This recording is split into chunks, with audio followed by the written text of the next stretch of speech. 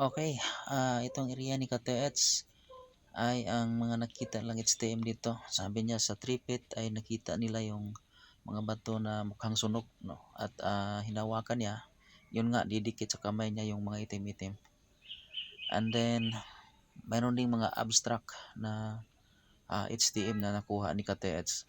Okay, so panoorin muna natin itong pagditik ng ating KTH gamit ang Per Long Range Gold Locator.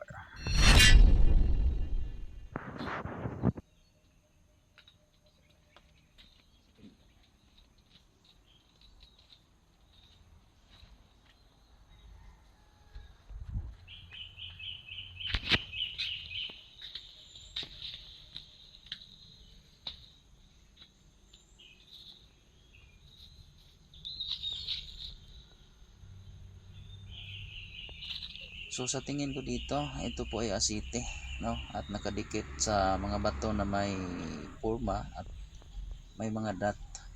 Maliliit sila pero may purma at may dot. So ibig sabihin sinadya po, no? Yung isa ito mayroong guhit.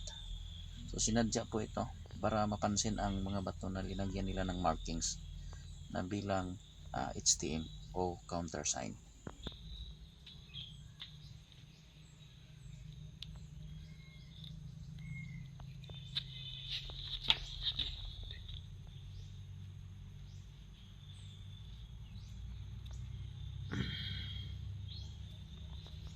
Okay, so baka magtaka kayo mga ka-TH kung bakit walang boses. So hindi po nagsasalita ang ka-TH natin dahil sinusunod lang po nila yung polisiya ng karamihang mga TH na bawal magsalita sa malapit sa site or yung naka sa site mismo, no? So dito dinitalye po niya yung area pero di na po siya nagsasalita. Pero makikita natin na maganda po itong area niya. Ito lalong lalo na yan, no? Mayroong mukhang taguan o silungan. So maganda po ang area ni KTH.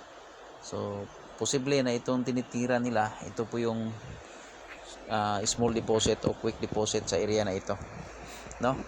So ang sunod nito mga KTH ay makikita natin yung mga nakuha nila na mga abstract sign o abstract marker bilang HTM. Panoorin natin.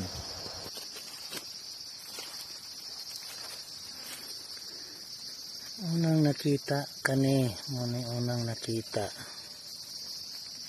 ikaduha nakita, ikatulo muna ikatulo kani ikatulo dayon kana din ikaupat muna ikaupat nakapatong ni kani patong na diha anak na siya diha anak muna ikaupat sunod ubos-ubos gamay palamlam gamay mauna sad ni kani nga purma dayon na po ni siya nakapatong ni diha ana nakalay na siya diha point gyapon na diha ana na siya nagyapay point na diha